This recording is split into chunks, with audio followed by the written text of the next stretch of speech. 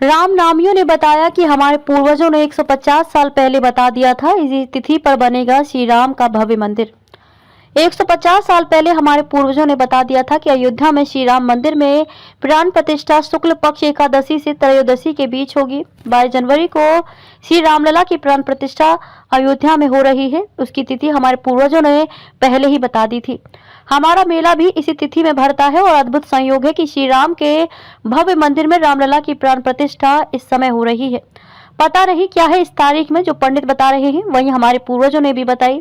ये राम ही बताएंगे। ये बात शक्ति जिले के जैजेपुर में चल रहे रामनामी मेले में आए गुलाराम रामनामी ने बताई।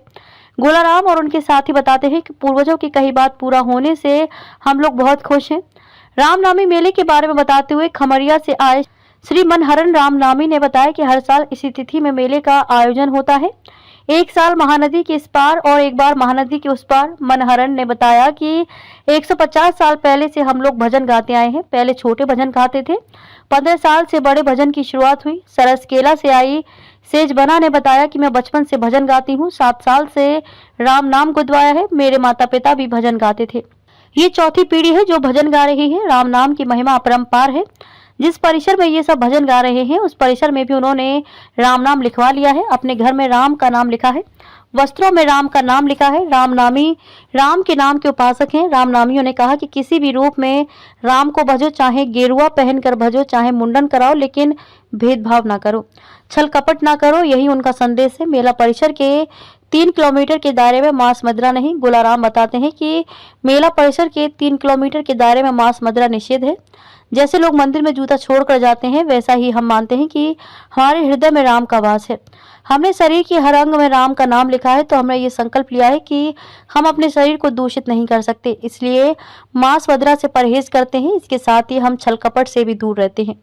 गुलाराम कहते हैं कि राम सभी जाति धर्मों से परे सबके हैं। राम को भजे सो राम का होई। जैजपुर में भजन जारी है। राम नामी मनहरन गा रहे हैं। जो राम को भजे सो राम का होई। जब उसको सुनते हैं तो भारत रत्न पंडित भीमसेन जोशी का भजन याद आता है। जो भजे हरि को सो ही परम पद पाएगा। राम नामी अपनी हर बात में मानस का कोई दोहा अथवा कबीर का कोई दोहा गाते हैं। उन्होंने बताया कि हमने सब कुछ अपने राम को समर्पित कर दिया है। राम नाम के हजारों किस्से हैं। इनके पास एक किस्सा बताते हुए मनहरन बताते हैं कि एक बार महानदी में बड़ी बाढ़ आई। नाव में कुछ रामनामी और कुछ सामान्य लोग सवार थे। धार बहुत बढ़ गई। नाविक ने कहा कि अब राम नाम याद कर लो, सबका अंत आ गया है। फिर राम नाम का भजन गाया। फिर बहाव कम हो गया और सब सुरक्षित तट पर लौटे। ये 1911 की बात है। हम सबको ये बताते हैं। इसी दिन से मेला भरना शुरू हुआ।